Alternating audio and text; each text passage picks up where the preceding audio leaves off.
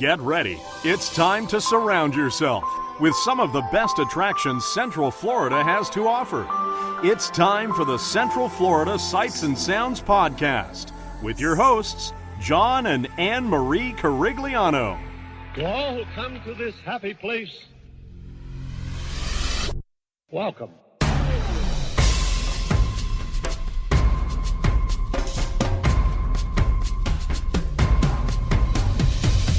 Welcome to our family time. Welcome to our brotherly time. We're happy, giving and taking to the friends we're making. There's nothing we won't do. Welcome to our family time. Welcome to our happy time. This is a festival, and now the best of all, we're here to share it all. Welcome to Season 4, Episode 18 of the Central Florida Sights and Sounds Podcast, bringing you the sights and sounds of Central Florida's world-class attractions. And I'm your host, John Carigliano. Of course, here's my wonderful wife, Miss Anne Marie. Hi. And, of course, joining us for this week's episode is also another guest that has been on the show before. It's our wonderful friend, Alexis. Hi. So we're here at Disney's Hollywood Studios for what? That's right, the Great Movie Ride. We are here at Disney's Hollywood Studios for the Great Movie Ride. Obviously after, I'm sorry, little off-camera stuff. Alexis is almost busting up laughing over here. We are here for the closing of the Great Movie Ride, which is one of the last opening day attractions here from the Disney MGM Studios days. It is the last opening day attraction. The last. Because after this attraction, the next one would be the Indiana Jones Epic Stunt Spectacular, which opened up in August of '89. So, Officially. Okay, Alexis. so this is the first time that I've heard that this has happened in Disney history where a park will have no opening day attractions. Kind of weird, isn't it? There will be nothing that was open here on day one after August 13th. That's kind of sad. Very sad. So, anyway, we've got a fast pass. I guess we'll head on over to the Great Movie Ride. Are you ready, Alexis? Always. How about you? There. I know how you feel. So we can stay tuned for Mickey Mouse attraction. With the dumb animation. With the Mickey and Minnie's Runaway Railway. That's a mouthful. With the dumb animation. So let's go binaural and hop on board the Great Movie Ride.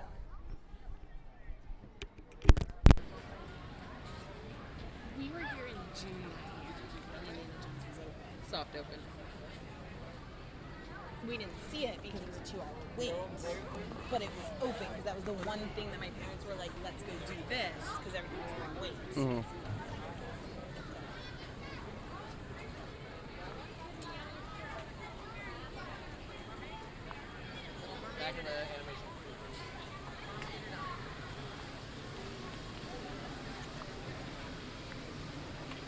Passing all the handprints.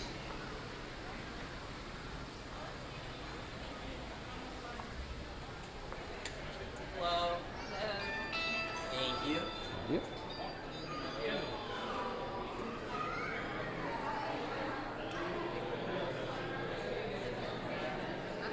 Can I take the Ark of the Covenant when they close it? Yes. Absolutely. So I can have it looked at top people, top scientists. And you're just going to put it in a warehouse. No, I'm gonna have top scientists. Yeah. Put it in a warehouse. I don't have a warehouse that big.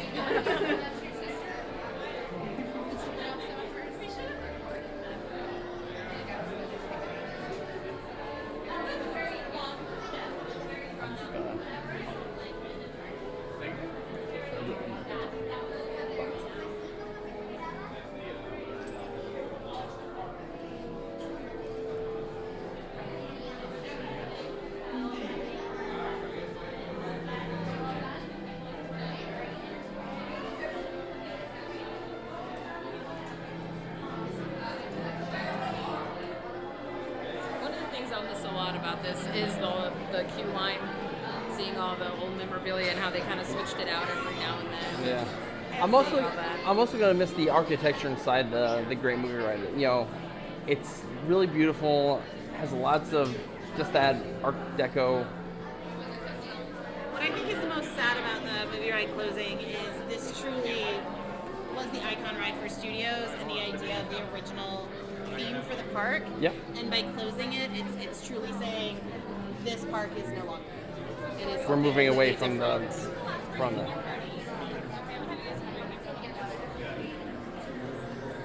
Yeah, you're basically moving away from the whole ideals of the park. Right. So I mean, like when Anne-Marie earlier was saying, this is the last true opening day attraction. We are getting to the point when they finally change the name of the park. It's not even going to have anything in its name anymore, probably. That relates. That relates to the original park. So it's also going to be the only Disney park that doesn't even have its opening name anymore, or any piece of its opening name. Yeah. Which those of us who grew up with it, that's really sad. And this one Yep. still calls it MGM Studios. If I hadn't worked over here for 9 years, I would probably still do the same. He's also Yeah. wearing an Epcot Center shirt. One of us was documenting the Universal Energy earlier today. Yeah, they No. never really called it Epcot Center to begin with, so I was just always shortened to Epcot anyway.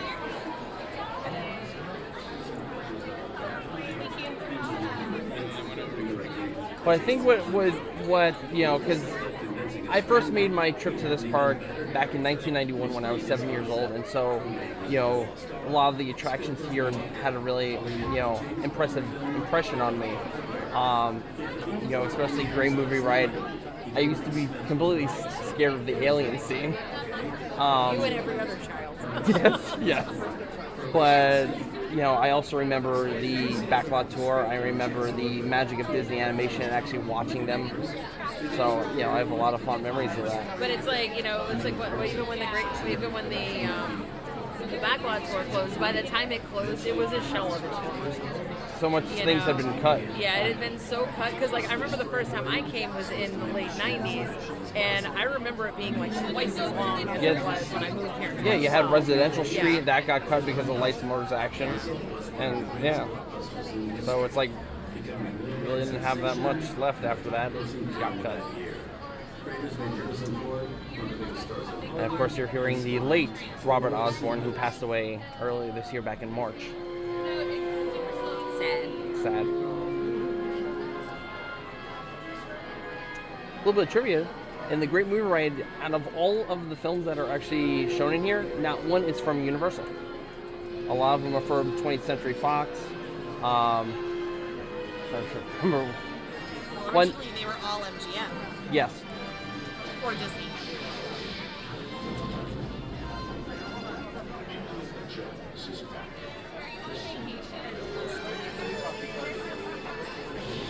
So in 2015, John and I went to California and we visited the real Chinese theater, and we decided we went right before the premiere of Force Awakens, like a week and a half before the premiere of Force Awakens.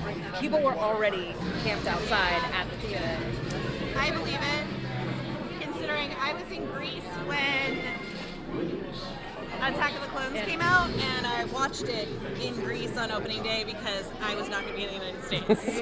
We asked the people at the Chinese theater there, we're like, can we just go in and see? And they're just like, no. Because it's an actual movie theater. It's an actual movie theater, like you have to have a ticket. And we're like, oh. Thank you. It's like, what, you don't have a traveling theater? When I was in Hollywood, we almost went and saw a movie there, but the timings weren't right. But we did go and do all the fingerprints and everything like that. And that was in the 90s. But we legitimately went and found a newspaper because it was the 90s, and to find the show times, and nothing was an inconvenient time for us to go see it. She's not. She actually looks pretty adorable. The idea of interplanetary travel. She's my Things best began friend. to take a decidedly darker turn, though, in the 1950s. Did my best way. Like, I love some of these designs here with the dragons. See, it makes me wonder how much of the inside of this is going to be gutted and how much is going to remain. Like, is this all going to remain the same? Like And the just queue and past everything, here. and just past there, everything's going to be different? Or are they just going to gut the entire inside of the building?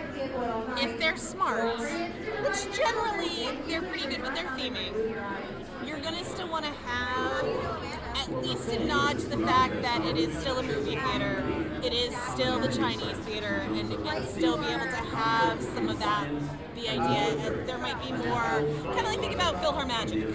When you go in and you go see PhilharMagic, there are the movie posters for the Disney movie things, stuff like that. So I'm thinking maybe you'll see Mickey shorts, maybe some old classic photo posters like that. I was just gonna say, like, they could leave this here and then on the screen just show Mickey shorts, basically. Maybe, do kind of like an homage, maybe like Steve-O Willie, have something maybe from the 50s, kind of showing the different ones, and then have a couple of the newer ones to kind of get you in the mood for the fact that you're coming into the new age of Mickey, and kind of Mickey through the years in a way. I could definitely see them doing something like that, to be able to still utilize and do a throwback with the fact that this is the theater. I mean, Disney in general has always tried to give some sort of nod to predecessors. Whenever they've changed a ride, whenever they've changed anything, they try to at least remodel or try to at least do that. And so I could see them maybe not necessarily keeping all of it, maybe updating some of it, but still keeping enough of it so that it is still a nod to the fact that we are in the Chinese theater and it is a movie theater. I could see that. And I'm sure there'll be some Easter eggs in the ride, visually or whatnot, to allude to the fact that the Great Movie Ride was here for 20 some odd years. Are teaching human hieroglyphics? Let me see. 28 years. It's also the first film set entirely in another world, far from the planet Earth, a plot point that we take for granted today. In the Great Movie Ride, the ship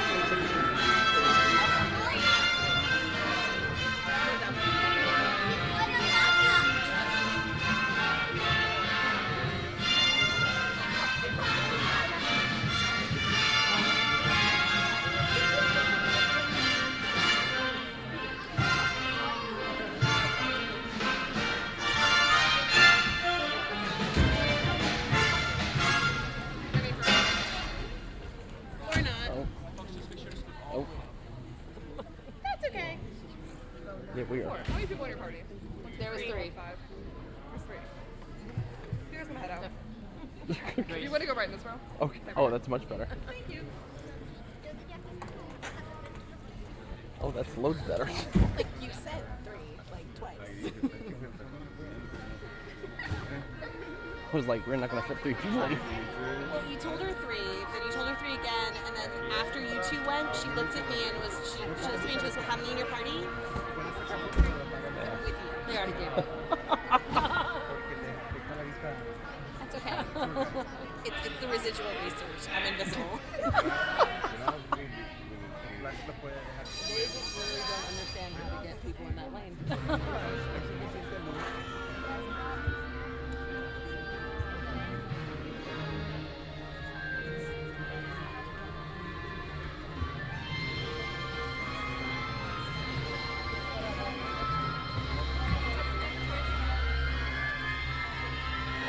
Welcome aboard. At this time, I'd like to ask everyone to please remain seated throughout the show. And please keep all arms, hands, feet, and legs inside the vehicle at all times. And don't forget to supervise your children. And for the safety of the cast, we ask that you please refrain from the use of flash photography and external video lighting.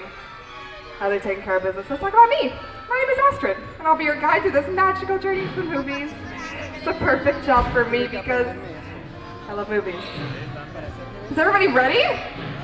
Great, because the cameras are ready to roll. Ready when you are, CV.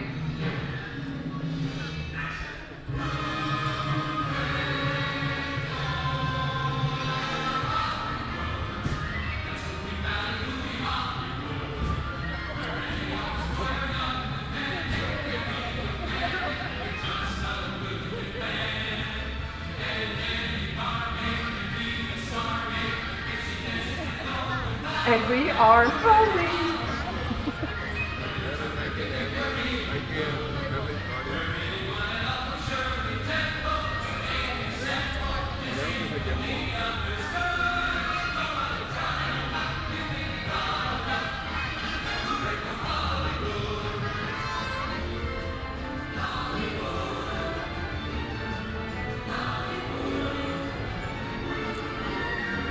Hello everyone and welcome to the Great Movie Ride.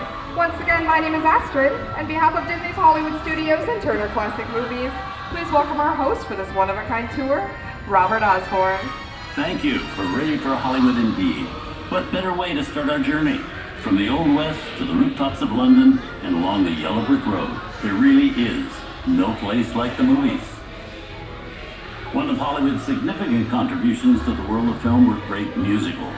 This scene is from one of my favorites, the 1933 Busby Berkeley spectacular, Footlight Parade.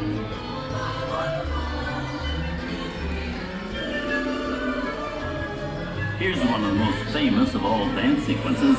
It's from the 1952 musical classic, Singing in the Rain. Here's Gene Kelly singing in the rain. Literally. Here's one of the quintessential Disney musicals, Mary Poppins, starring Julie Andrews and Dick Van Dyke. This classic earned 13 Academy Award nominations. Chim Chim Tree, I love this song. Sing along.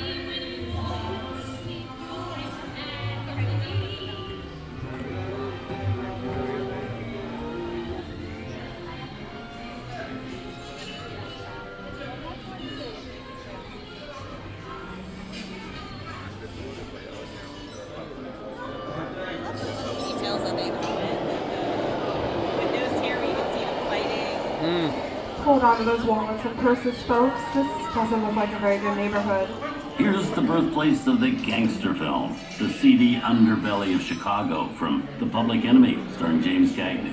Released in 1931 before strict censorship rules were enforced, The Public Enemy is a gritty, realistic, and violent look at the world of gangsters of the Depression era. I love this movie. In one famous scene, James Cagney shoves a grapefruit in Mae Clark's face. She can never look at breakfast the same way again. Very nice time. George comes around, he's going to leave you some beer, and you're going to take it. And you're going to kick in with the dog. And if you don't, somebody's going to drop by here and kick your teeth out one at a time.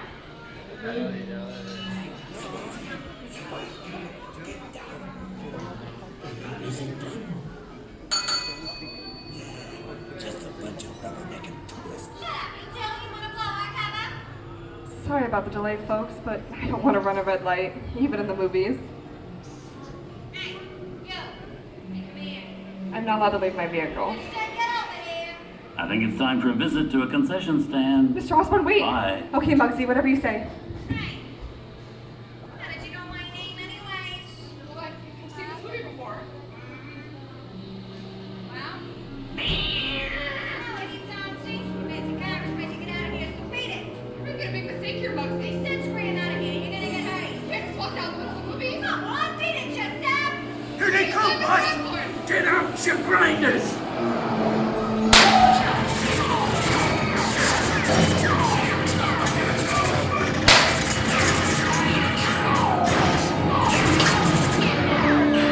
I'm hit!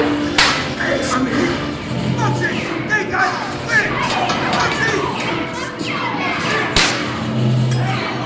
Muggsy! Where's his man? His man!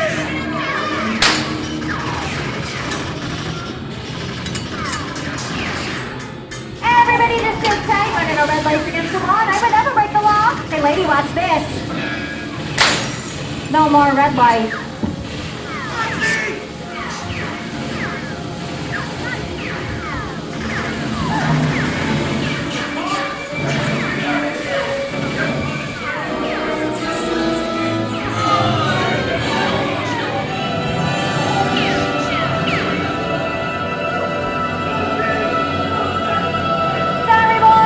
I'm making my getaway. And give my regards to the warden. Suckers. And what are you looking at? Everybody mind your P's and Q's and maybe You won't get hate. This must be the west side of town, huh?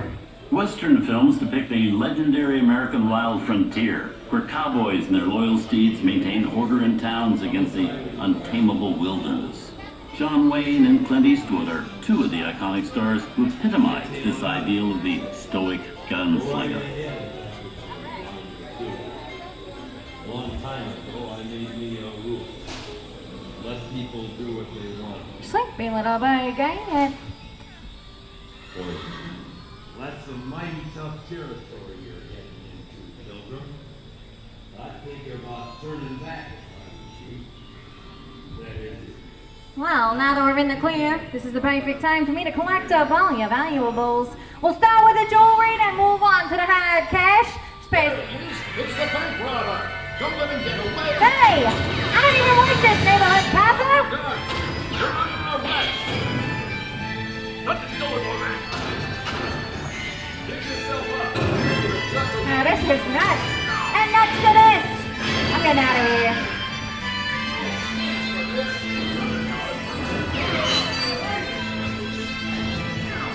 Well, look at it this way.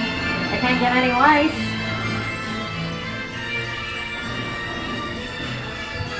Okay. It's worse.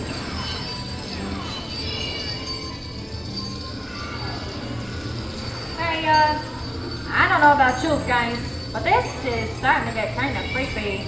Where are we? Jersey? Science fiction has been a staple of classic movies, from Georges Méliès's A Trip to the Moon to George Lucas's Star Wars. In 1979, director Ridley Scott and Sigourney Weaver made audiences believe that in space, no one can hear you scream. This is Alien. Hi, Cupcake. How do we get out of here?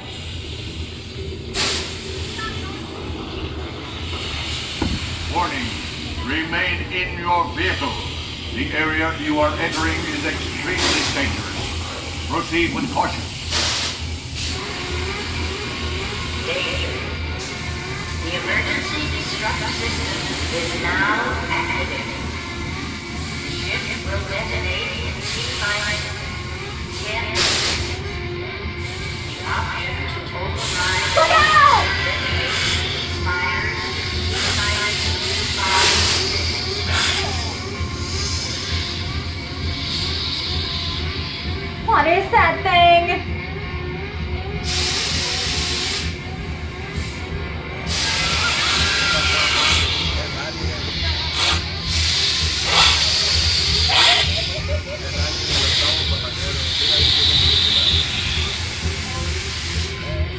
There it is again! Okay. That's enough creepy crawly things for one day, right? Wrong. Steven Spielberg and George Lucas cemented their status as the blockbuster boys with their first partnership. Here from that legendary collaboration is Harrison Ford as archaeologist Indiana Jones in Raiders of the Lost Ark. Snakes. Why did it have to be snakes?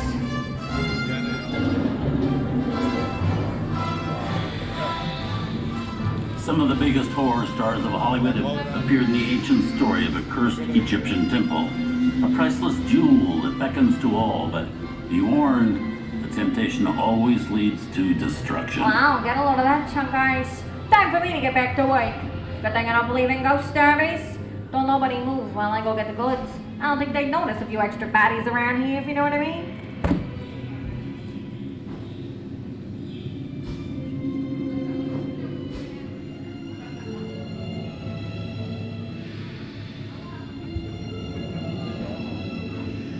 I've seen enough movies to know that you really shouldn't even think about trying to steal that jewel.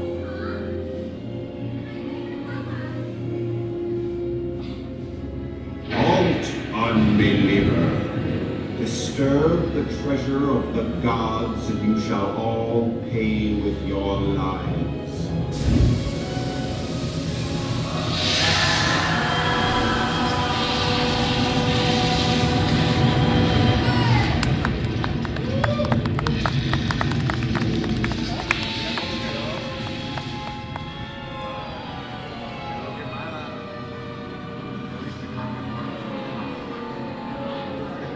Not bad for my first movie, huh?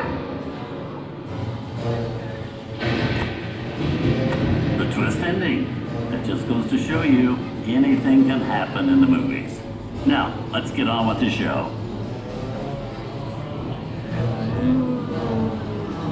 Things that go bump in the night have always been a staple of movies. One of the first horror films was a silent short featuring a dancing skeleton, created by the Lumiere brothers in 1897. Wow, it's really a jungle out there. Where are we? This is the jungle home of one of the most famous movie characters of them all, Tarzan. The movie's most popular Tarzan is undoubtedly Johnny Weissmuller, who slunk through 12 films as the King of the Jungle. Over there we have Marina Sullivan as Jane, and Tarzan's sidekick Cheetah, who's been portrayed by over a dozen chimpanzee actors over the years.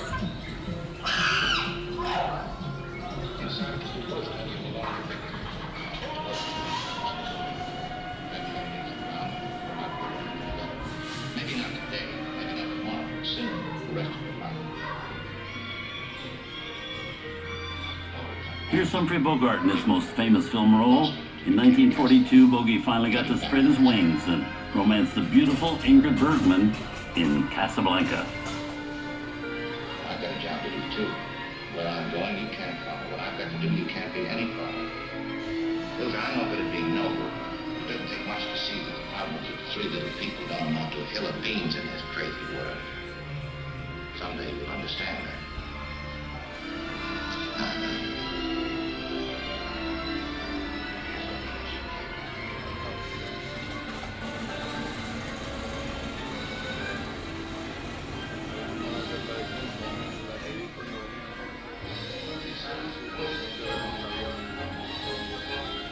And now, one of the most famous movie stars in one of his greatest roles, Mickey Mouse, as the Sorcerer's Apprentice in Fantasia. When the film came out in 1940, Walt Disney promised to add new musical sequences in the future. His nephew Roy kept that promise 60 years later with the release of Fantasia 2000.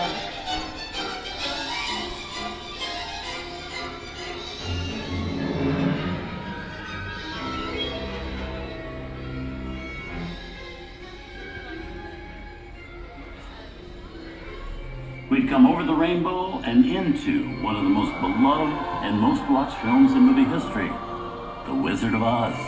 Toto, I have a feeling we're not in Kansas anymore.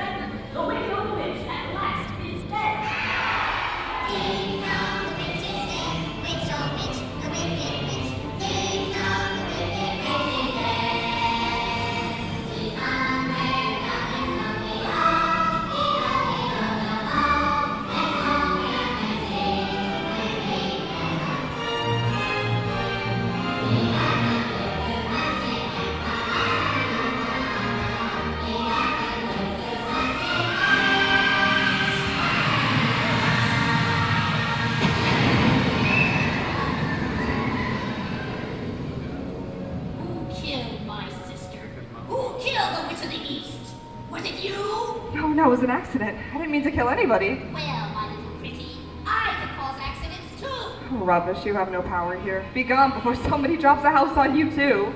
Very well. I'll bide my time. But just try to stay out of my way. Just try. I'll get you, my pretty, and your little dog too.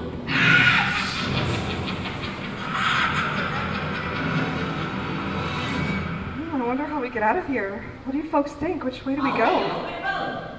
Follow the Yellow Brick Road. Now, why did I think of that? Sing along, folks. You know the words.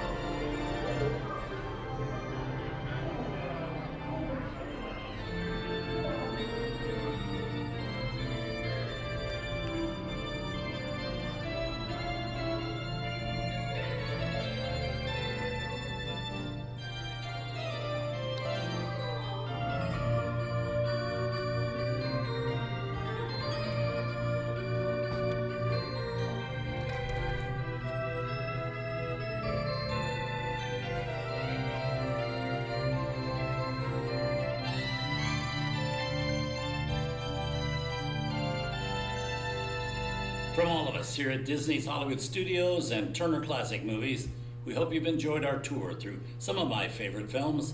But remember, there are many more adventures waiting for you every day on TCM.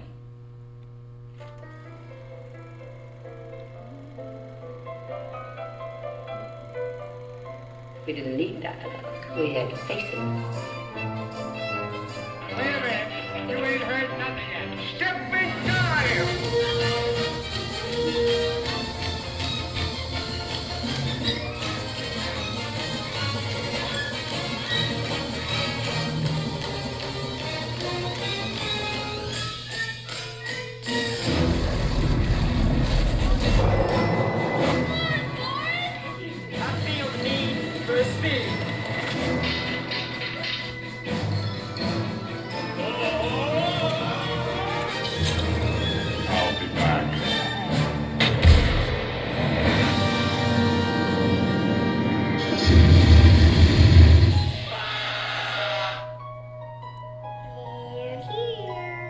You best start believing in ghost stories, Miss Turner.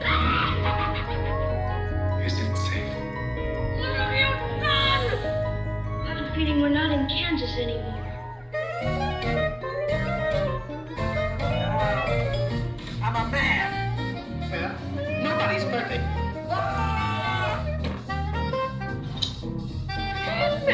Shut up!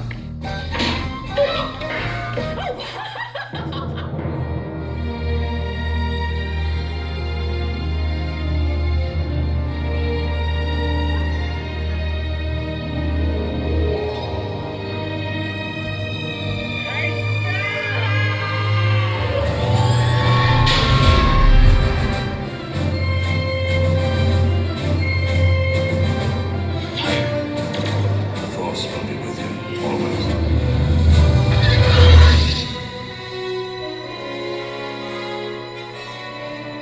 I'm gonna make him an offer, Captain. And I want to be alone. We didn't land on Plymouth Rock. Plymouth Rock landed on us. Good morning, Vietnam! He's looking at you, kid.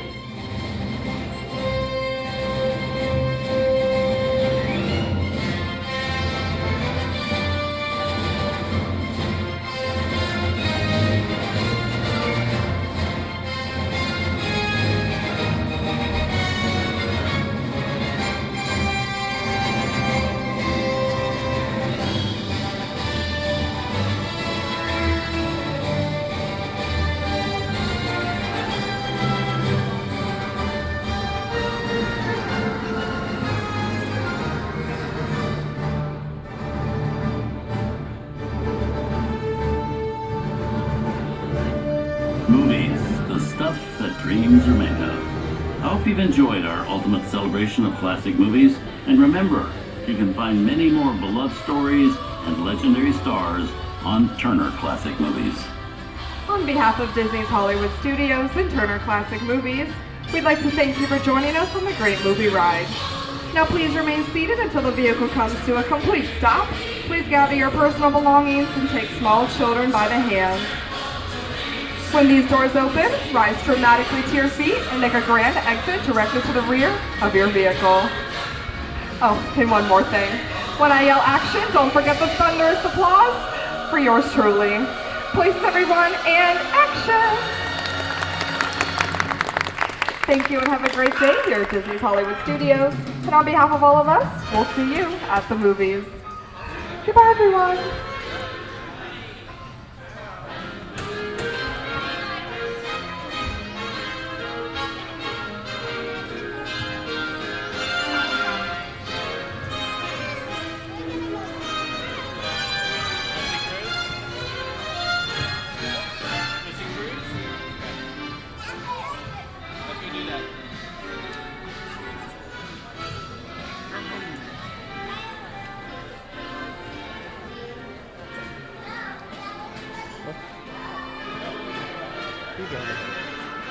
All right. So that was the great movie ride. I'm really gonna miss this attraction. So, what are you gonna miss most about the Great Movie Ride? I would say the classic movies, and people argue that this attraction's out of date, but they're classics. They never go out of date. You know, they're classics for a reason. You know, Singing in the Rain, that's a classic movie. And if you haven't seen at least one of the movies that's presented here, you're doing something wrong. The out of date thing, I kind of get. Like, when you're here with small kids, they don't know those movies. The only one they've probably seen is Wizard of Oz.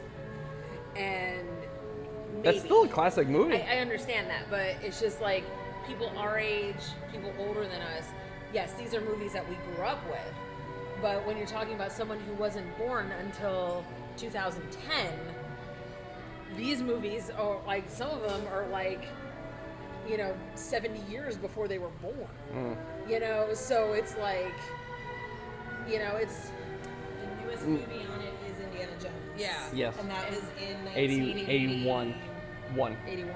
Yeah, that one was 81, yeah. So even that's 20 years, 30 years before they were born. So it's one Over of those 35 things. years. So it's like, I understand that part of it, but it's just like, I feel like they could have kept the Great Movie Ride, just updated the films, and made it a little bit more relevant to people who are younger, while still keeping the theme of the movie. Start off with the classic movies, end it kind of more modern with newer things. So I kind of get that point. I think going back to what you asked, what's the one thing I'll miss? I think this is such a unique attraction. I mean, there's no other Disney attraction in the world that's like it, where you can go from a gangster scene to a Western to then sci-fi. I mean, and to have animatronics of James Cagney, John Wayne, Clint Eastwood, I feel like with the closure of this, you're losing something really special. Yeah. And like you said, it's the only Disney attraction like it. There's going to be... Where a gangster hijacks your vehicle. The thing I'm going to miss most about this ride is Sigourney Weaver and her jerky head. That is what I'm going to miss most. And you couldn't see it when we were on the ride, but she was emulating the movements of Sigourney Weaver's. Because it's hilarious. What's the one thing you're going to miss the most, Alexis? Ever since I was a little kid, like, this is one of the rides that when we came down and I rode it for the first time, I always wanted to be the gangster. Like, if I didn't have to worry about money or anything like that, like, no, seriously, I wanted to be the gangster. Oh, you wanted to actually be the... Like, I wanted to be the gangster. Yo, you talking to me? How'd you know my name? And so I think it's just, we don't have a lot of rides where there's actual interaction with the cast people. Or the guests. Yeah, because there's interactive rides, like Toy Story, which is amazing. Why do you love Toy Story? Because it's interactive. You're doing something. It's not a passive experience. Yes. But you're interacting with, even with that, you're interacting with a screen. Whereas this is, depending on, of course, which scene you get, you're either being hijacked by a gangster like we were, or you're hijacked by a cowboy, which I didn't even find out about until, I had ridden it 300 times. Fun story about that. I had the cowboy scene more often when I first moved here than the gangster scene. I didn't know there was a gangster scene. I had the cowboy scene all the time. I had been working here for 2 years, and I was talking to one of my CPs, and he was saying, "Oh yeah, we always ask for the cowboy because my cousin's scared of the gangster." And I looked at him and I went, wait. There's another scene? There's a cowboy? And besides Horizons, where you could pick your own ending, this one was completely different because you had either the gangster or the Western scene, which changed the entire ride completely, of how the guests experienced it. Either, with the fire, as the cowboys throwing the dynamite into the bank, or you're getting a gangster shootout. Yeah. So. Favorite memory of the Great Movie Ride? Oh man, I know favorite... mine. So you guys think of it, and I'll tell you mine. Actually, I already know Okay. one of mine. So we went on this one time, and we had the gangster scene. And the cast member who was playing the gangster was from Jamaica or something. So she had her Jamaican accent on top of the gangster accent, and it was hilarious. One of my favorite memories, I was waiting for the Western scene, and so they had put us off towards the front where they kind of queue you up. And so I'm just kind of waiting there and everything like that because I wanted to do some video. This was like maybe 2004. And I literally, as the music's playing to Hooray for Hollywood, I was like dancing and people were actually like videotaping me and taking photos. Like, this is not part of the attraction. Oh gee, favorite memory. I've been on it so many times and I've had such good memories on it. I mean, probably one of the more fun ones was when my friend and we had gotten the Hidden Mickey book. So we were looking for all the Hidden Mickeys. And we actually did find the R2-D2 and C-3PO hieroglyphic. I cannot remember for the life of me which section it is in, but we did find it. But it's always been just that classic ride to me. So picking out specifically a one specific thing. I mean, I do remember the world's worst gangster.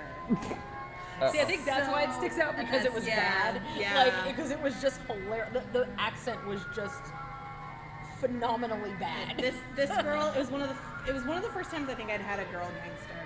And you know, when you're going in, you're leaving the Western scene and you're going into the alien scene, and they're like, well, at least the king, hey, at least the king get any worse. And then she turns around, looks around, and goes, it's all right, it's worse. She was like deadpanning the whole thing, and she was still doing the accent, but she was like deadpanning the whole thing. So that was part of it. It wasn't just that the accent was so bad. She just was delivering the lines like deadpan. So you know when you're coming in out of the Western scene and you're going into the alien scene, and the gangster goes, hey, look at it this way. At least it can't get any worse. It's worse.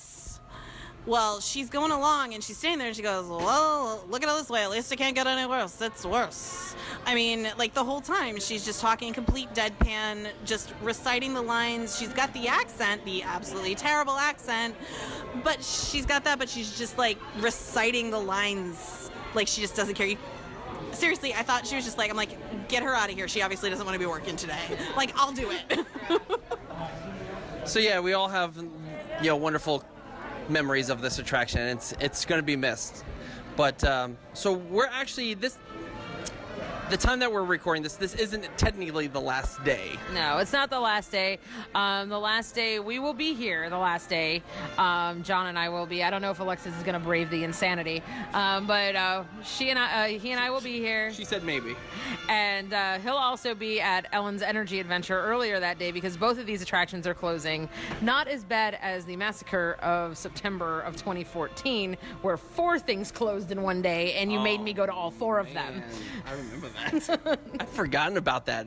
You had Mo Rockin', you had Off Kilter, then you had the Backlot Tour, and what was it the World Showcase Players? World Showcase Players. Yeah, so you had 3 things at Epcot and 1 here. So yeah, that was a lot of running around.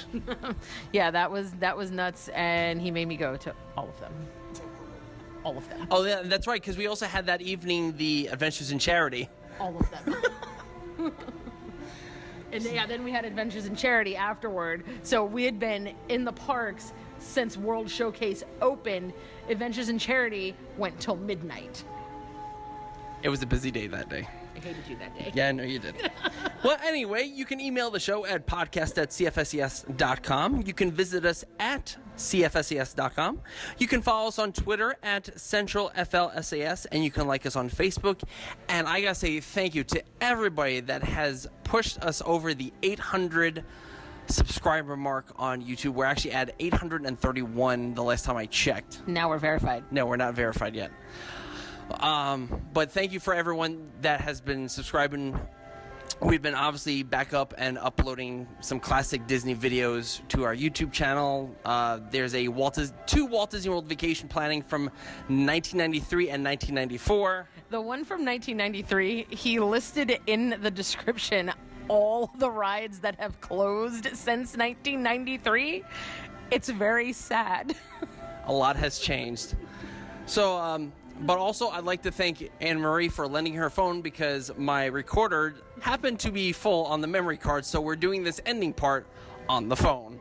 So, I guess with that all said and done, say goodbye, Alexis. Goodbye, Alexis. Say goodbye, Anne-Marie. Goodbye, Anne-Marie. And from Anne-Marie's iPhone, so long and have a magical week, everybody.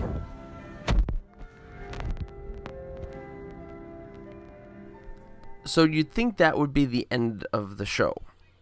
Only one problem. We are missing one other attraction that is also closing on August 13th. That's right, if you said Universe of Energy, you'd be correct. For some reason, we didn't script or add in the script the Universe of Energy, so we are placing it here at the end of the show. I already recorded it, but for some reason, we didn't add it. So, anyway, enjoy the Universe of Energy.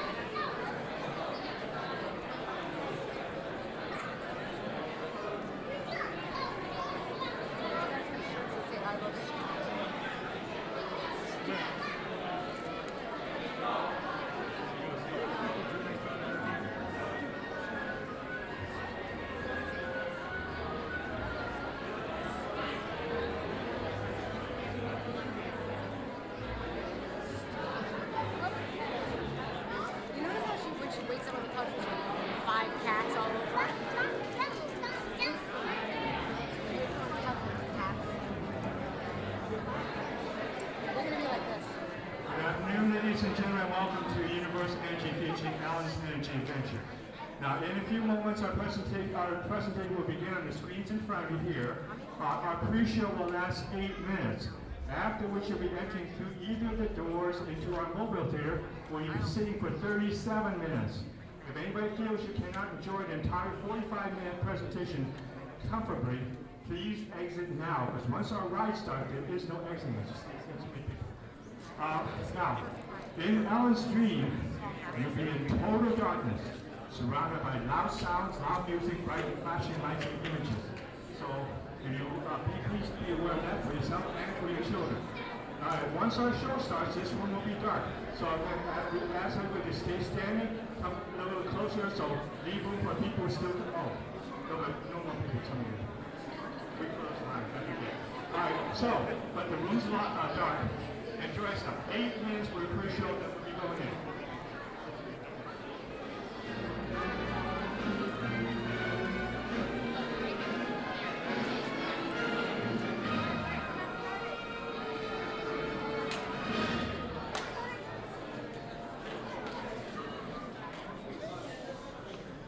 Hi, and welcome to the universe of energy. How are you? No need to answer. You know, you're probably surprised to see me here, aren't you? But then there's probably a lot of places you'd be surprised to see me when you think about it. If you were driving in your car, for instance, okay? Close your eyes, you're in your car. Don't close your eyes in the car, but right now think about it. You're in your car, you're driving, and then all of a sudden from the back seat I just pop up and go, "Hey!" You just whack me in the head, wouldn't you? That wouldn't be nice. But then it wouldn't be nice for me to do that to you. How did I get in your car anyway? Did you lock the car? Maybe it was your fault. Maybe I'm just teaching you a lesson. But the point is, to see me here as a spokesperson for the universe of energy. I mean, that's crazy, you know. I mean, I'm an expert on a lot of things. You know that. I know that. But not a lot of things. A few things. But energy, I mean, there was a time I could care less about it. And then suddenly everything changed. One day I was sitting in my apartment. I said I was sitting in my apartment when, there it is. I'd offer you some snacks, but I can't hear me. Hey, you! How about sharing some of those chips? No, you're on a diet. Me? How about you? Anyway, I'm watching TV and my favorite show's about to start. This is Jeopardy! Yes! Told you it was my favorite show. Who is it? And of course, no one locks their doors in New York. Hey, it's your neighbor, Bill Nye, the science guy. Hey, Bill Nye, the science guy. It's Ellen, just Ellen, I guess. What can I do you for? I'd like to borrow some aluminum foil, a clothespin, and a candle. Another hot day, huh? Actually, I'm working on an experiment. Take whatever you need. I don't want to miss any of the game. What are you watching? Jeopardy. Yes.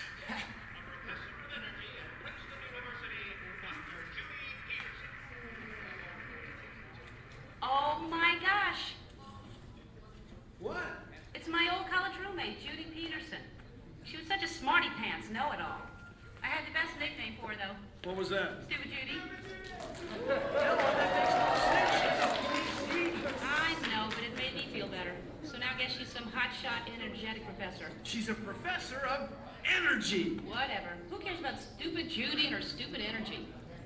Ellen, energy's the most important thing in the universe. Oh, yeah, sure. Take her side. I'm not taking her side. It's just that without energy, nothing would go. Nothing would happen. I mean, there'd be nothing. Well, then we'd really be in jeopardy now, wouldn't we? Yeah, well, what is, thanks for the supplies, and see you later. What is? Bye-bye.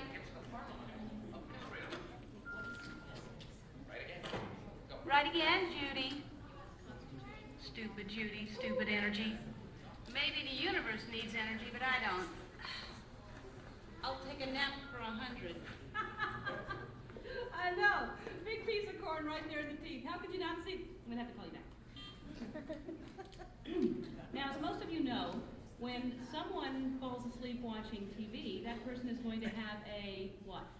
Anyone? Dream sequence. Anyone? That's right, ma'am, a dream sequence. Right. Mine was more of a nightmare, actually. And actually, we should get some fog in here. Always nice to spice up a dream sequence with fog. No, not in here. Over there. The dream. Scary, huh? This is Jeopardy! Now here are today's contestants. Dr. Judy Peterson, Dr. Albert Einstein, and finally, just Ellen. And now here is the host of Jeopardy, Alex Trebek. Thank you, Johnny Gilbert.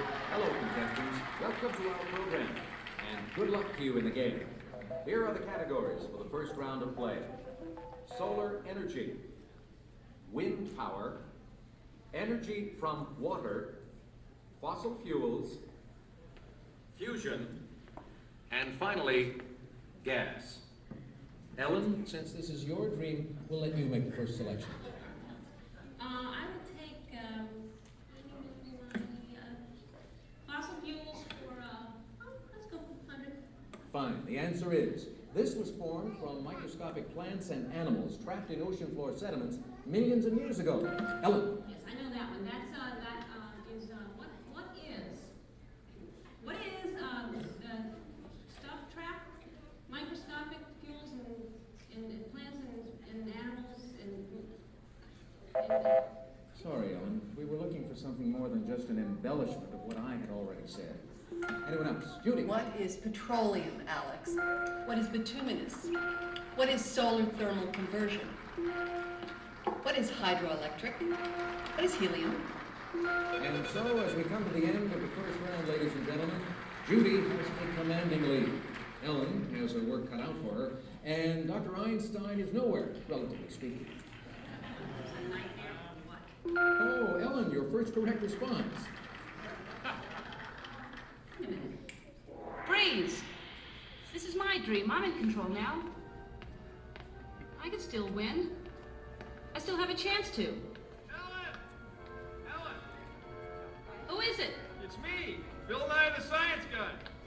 Hey, I'm glad you came to help me. Actually, I came to see Einstein. Wow, you're getting clobbered. Yeah, this Nightmare Jeopardy version's a lot harder than the home version. Can you help me? Sure, but first we have to go back. Backstage? No, way back, like many billion years ago. Okay, but can we stop at a mini-mart or something to get some snacks? Because I have a tendency to get hungry after a couple of billion years. No can do, time's a wasted. Come on! Wait, it's not even over. It gets really weird from here. Now some person I don't even know reminds me there's no eating, drinking, smoking, or flash photography allowed in my dream. There is no eating, drinking, smoking, or flash photography in Ellen's dream. And no videotaping, okay? And those of you who are just walking in right now, you're late. Where have you been? I love your hair. No, not you. I mean, it's all right, but that's cute, yeah. Anyway, so you're not completely lost. Here's a recap of what has been going on. I'm Ellen. Hi. I love Jeopardy. I used to not care about energy at all until I had a nightmare that I was on Jeopardy and all the categories were about energy. Oh, don't I know it's scary. So my neighbor, Bill Nye, stepped in to help me out. Bill Nye, the science guy. You know him? Anyway, so he comes in to help me out. That's what's going on. Got it? Good. If you don't, then that's your problem because you're late. And you think about that next time. Okay, ladies and gentlemen, please step forward to either the doors to stay behind the yellow lines. Again, the next portion of our program will last 37 minutes. In the dark, loud sounds, loud music, bright flashing lights and images. So if you cannot come and enjoy the next 37 minutes, please exit now, because once the light starts, there is no exit. Enjoy Alan's energy adventure.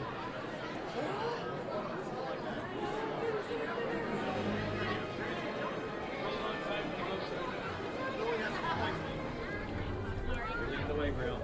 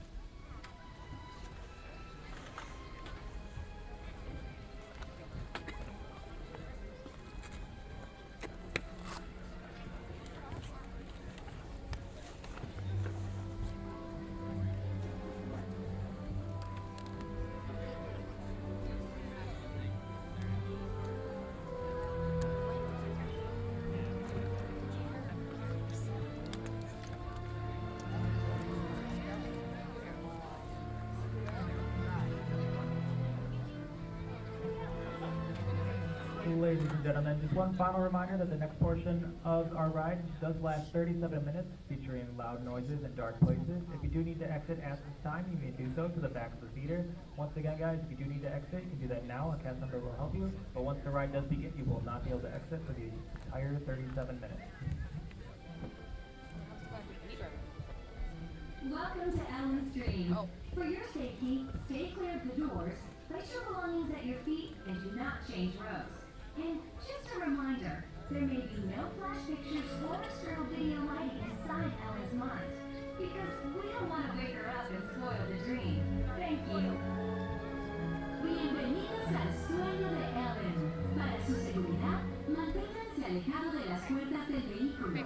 Coloquen sus efectos personales en el piso y no cambien de fila. Se ruega no tomar fotos con flash ni usar iluminación para video. Gracias.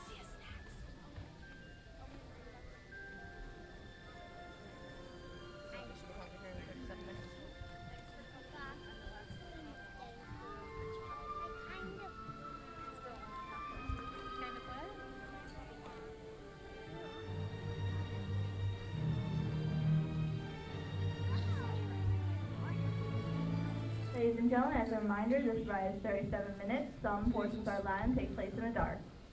If you feel that you will not be able to experience the entire 37-minute adventure, please ask the cast member for assistance at this time.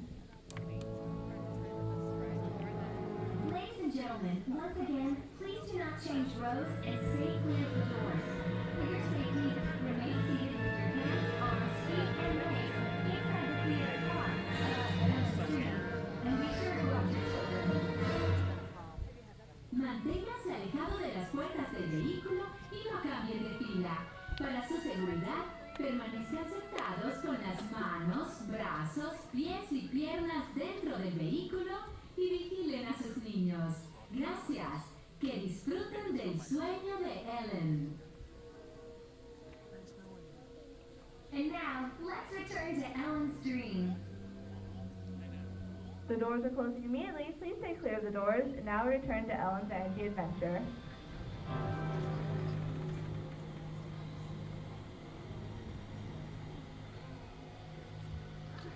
Why is it so dark?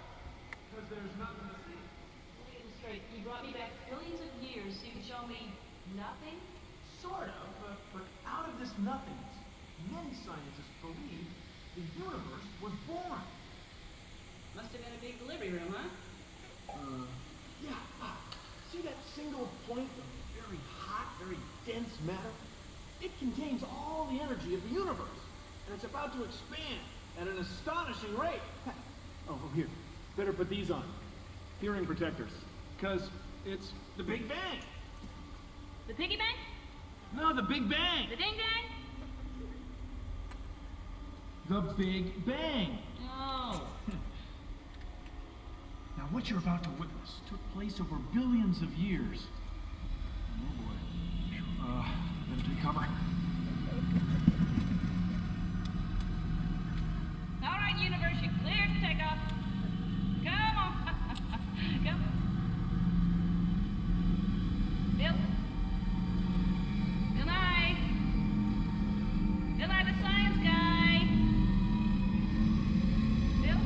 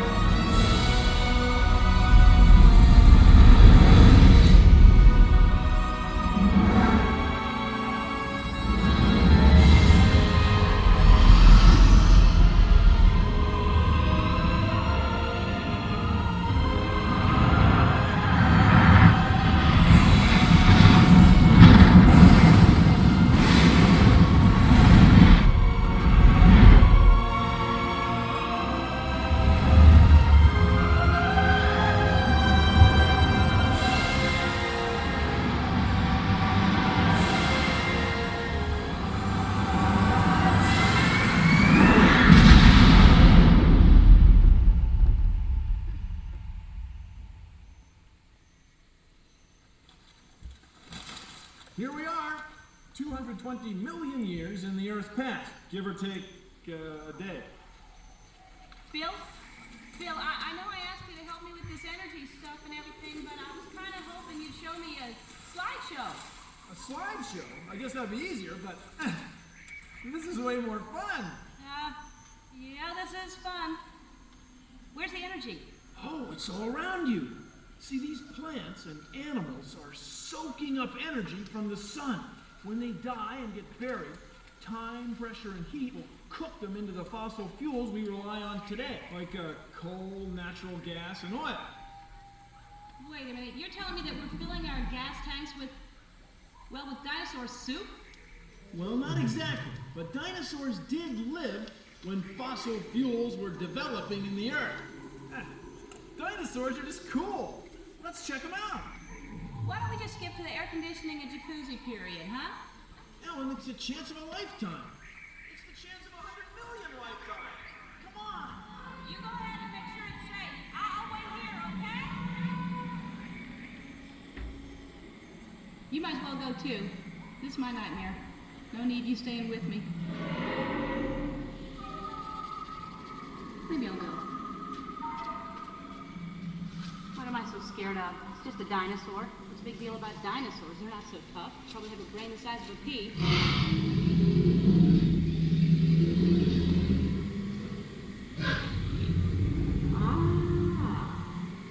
I hope you're not upset about that pea brain crack. Because, now that I think of it, I'm sure these are much larger in this time period. I happen to love peas, don't you? I'll take that as a maybe. I should get going because I'm supposed to be have dinner with friends. So I should go. Hey, what's over there?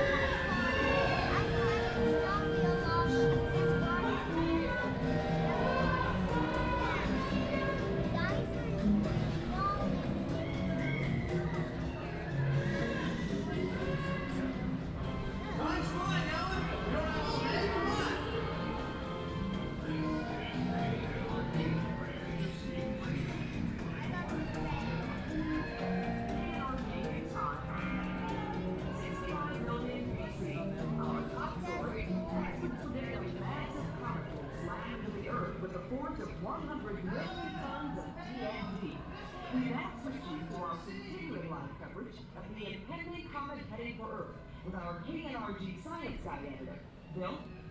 I'm standing in an open field and I can see the comet now. It's awesome. It's getting closer and closer. It just hit. Wow. The wind is unbelievable. And the dust.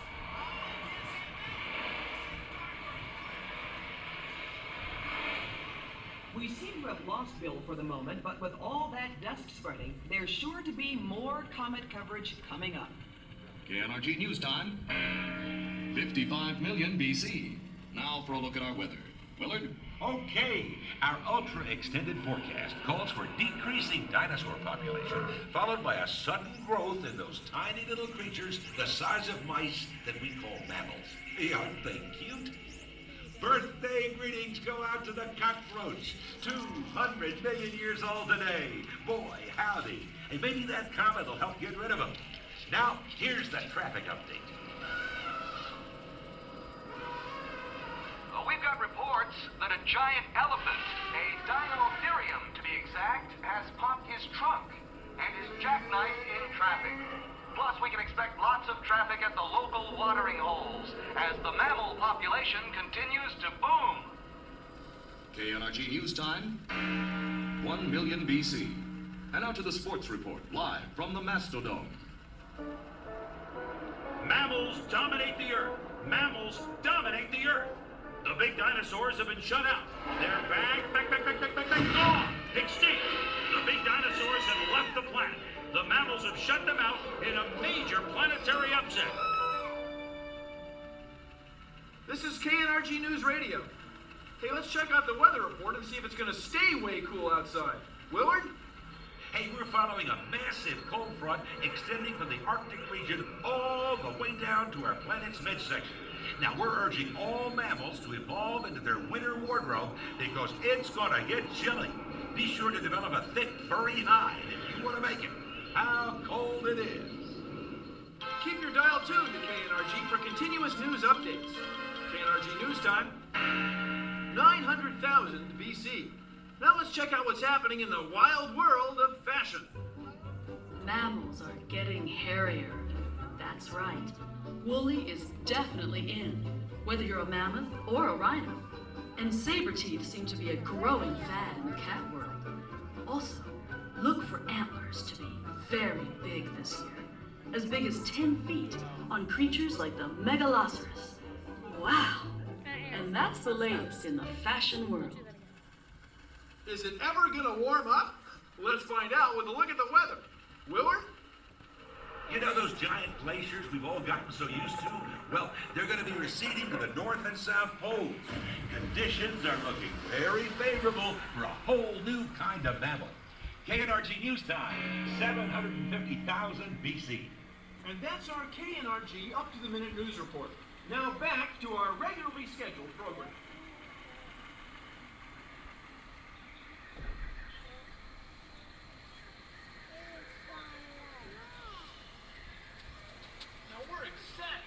Need to be. All we need now is Ellen. Bill? Oh, Bill. Ellen? Oh, there you are. Yeah, here I am. Yeah, look, you know, it's not like I don't like getting attacked by a snake-like creature. It's just... See, we're at the dawn of the human age, and one of our ancestors is about to make an important discovery. One that will spark the progress of civilization. Let's hope it's deodorant.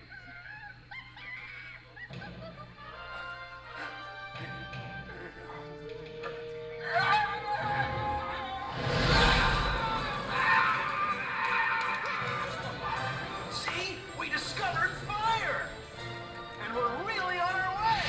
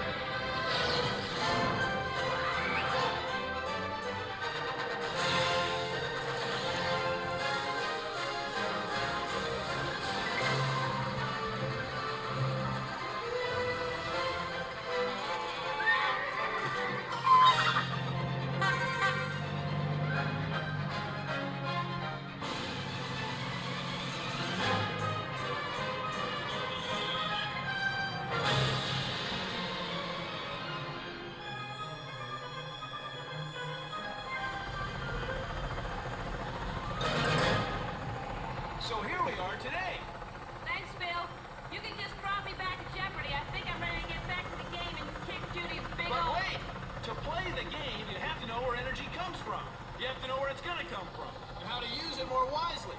See, this is a really big story. You heard the man. This is a big story. From now on, we're dreaming in widescreen. Wider. Wider. I sound like a dentist, don't I? Okay, everybody, rinse and spin. Yes, Kitty, not you, sir.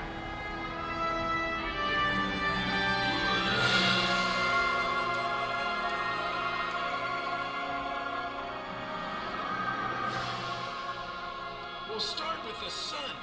It's where most of our energy comes from. And it's at the heart of some bright ideas for tomorrow. Like what, Bill Nye the Science Guy? Like solar energy.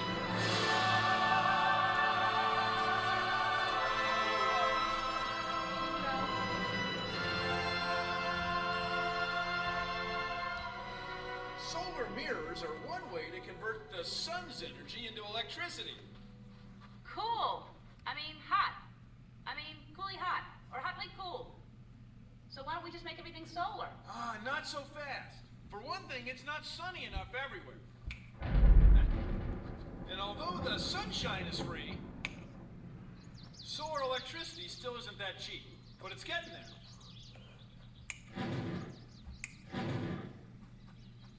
Okay, in the meantime, let's just pick another category. All right.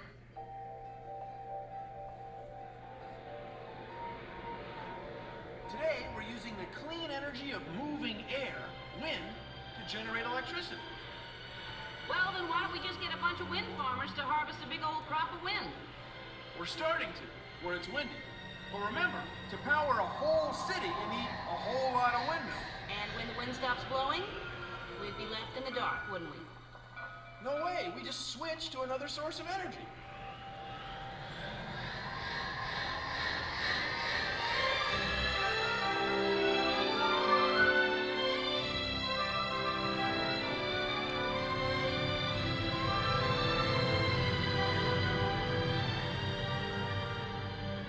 I'm guessing this big red rock isn't gonna give us energy when we need it.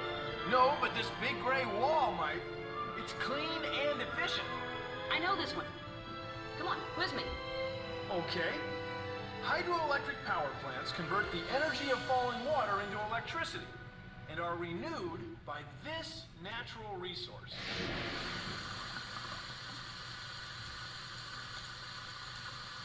What is rain? Correct. So we just, build more dams and our energy problems are solved. Not quite. We've already used many of the best sites. And sometimes building a dam can be pretty hard on an ecosystem. Seems like there are pros and cons to every one of these. What gives?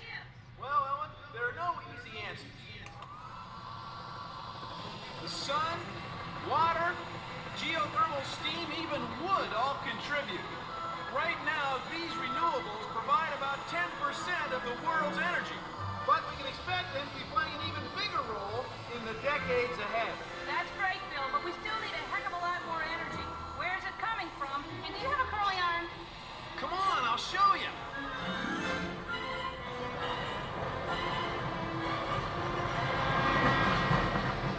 Let's hitch a ride with the solid fossil fuel. Oh, I know this one. What is coal? Correct. And we've discovered 2 centuries worth. Whoa! What about global warming? It's a hot topic with lots of questions, but it's one of the big reasons scientists are working on ways to burn fuels like coal more efficiently than ever.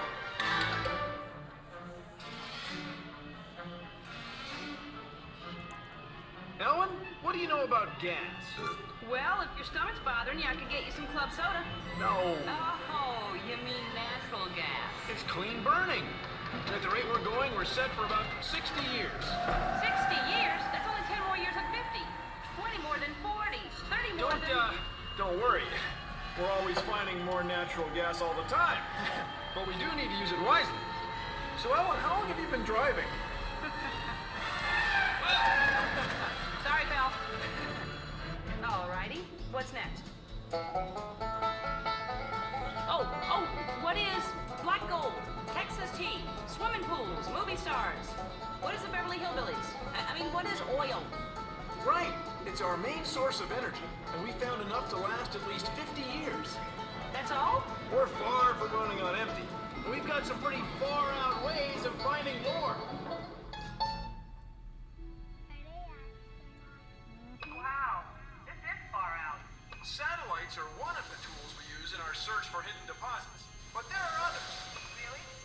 You know, Houston, I think we have a problem. That's because many of the easily reached petroleum deposits have already been tapped. Most new discoveries will come from once inaccessible or hard to reach places.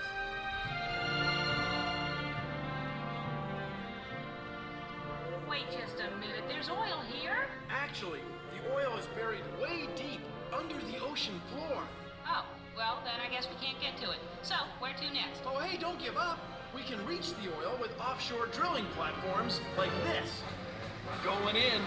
Dive! Dive! Dive! Some drilling platforms are so tall, they would tower over the Empire State Building. I mean, that's big!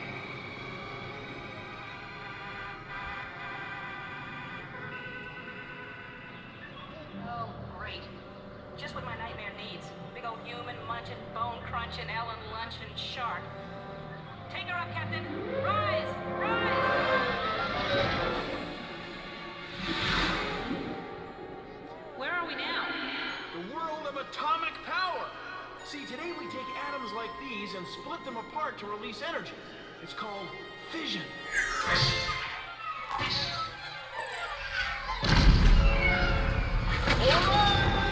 Nuclear energy is expensive and highly controversial.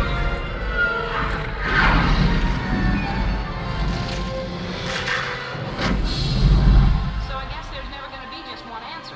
But if we keep using our brain power, we'll have lots of choices for the future. Maybe even unlock the power of the stars. Fusion power. I'm beginning to see the light. Actually, I think it's double jeopardy, Ellen. There you are. Where have you been? The beginning of the universe. There were dinosaurs, and I was in the bathroom. There no more paper towels. Yeah, right. Could we get Ellen to the set, please? Well, you've been absolutely amazing so far. Blowing away the opponents here. Well, my IQ is 210. But I'll tell you something, Judy. The thing that really amazed me was that you and Ellen were in the same class at Yes, school. we were actually roommates. I used to call her Stupid Ellen. Okay. All right, players, we're ready to begin the second round. And Ellen, would you start us off by making a selection, please? I sure will, Alex. I will take dinosaurs for 800. Ellen, you do know that the more expensive the question, the harder it is. Oh, no, I did. Let me rethink that then. Dinosaurs for 1,000, Alex. Okay, the answer is, this is when scientists believe dinosaurs first appeared on the Earth.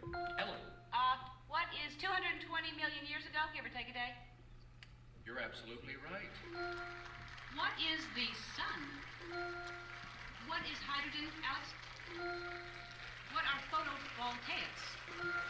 What is fire? Which, by the way, is what sparked the progress of human civilization. Alex, I don't know if you knew that or not.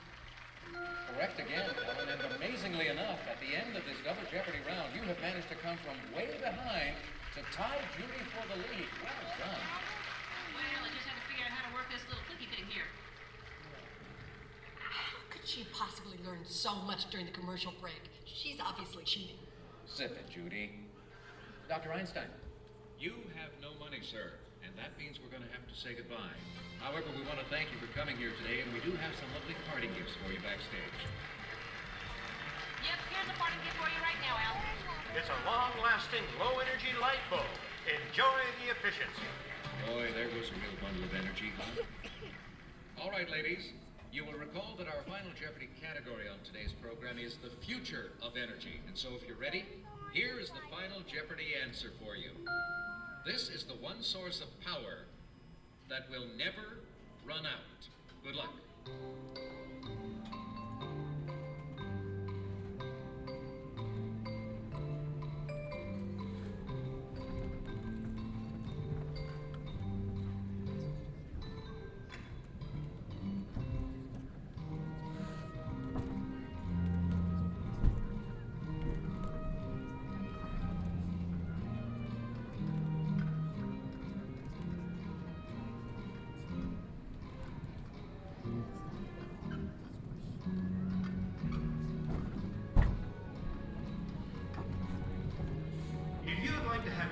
Energy Nightmare, place a self-addressed stamped envelope under your pillow.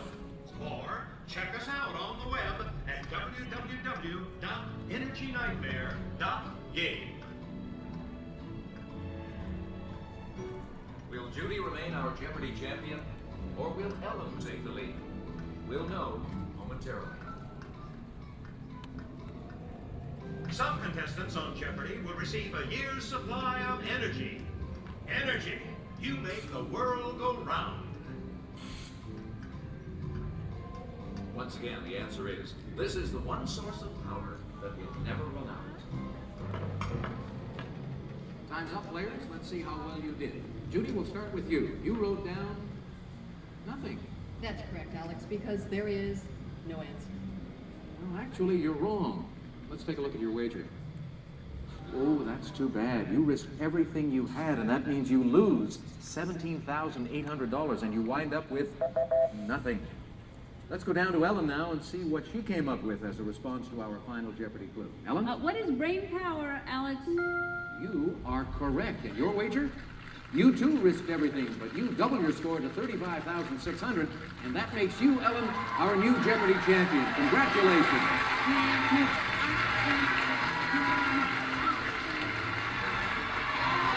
Be sure to tune in tomorrow as Jeopardy Dream Sequence Week continues. So that's how I became an energy expert. Again, expert may not be the exact right word, more expert-ish. Anyway, I've got to go. Look out for the dinosaur! Kidding, I'm a kidder. Bye-bye now.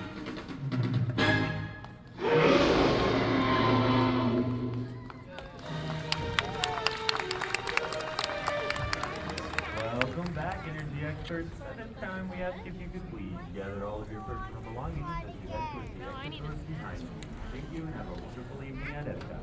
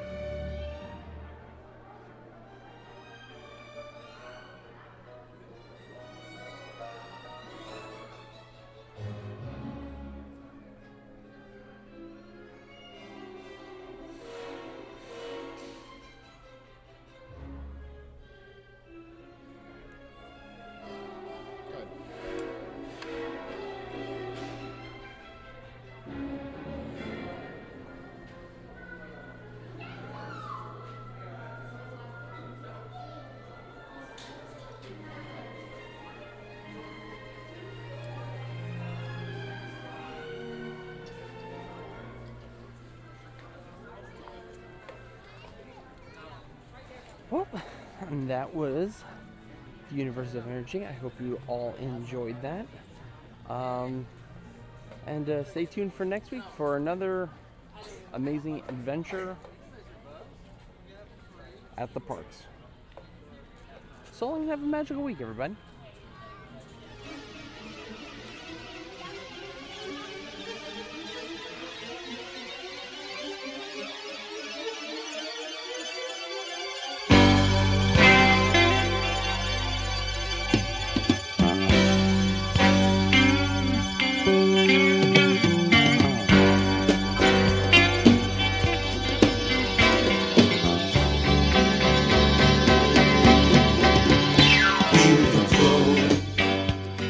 Go through the universe of energy.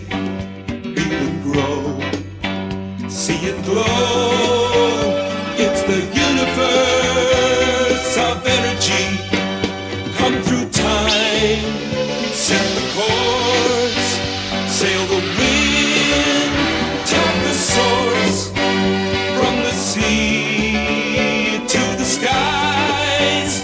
There's a force beyond our eyes. Feel the flow.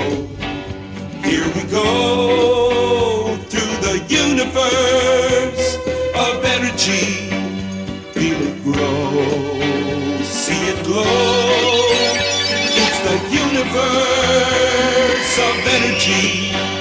Cross the bridge, future bound. There's a flame all around from the sea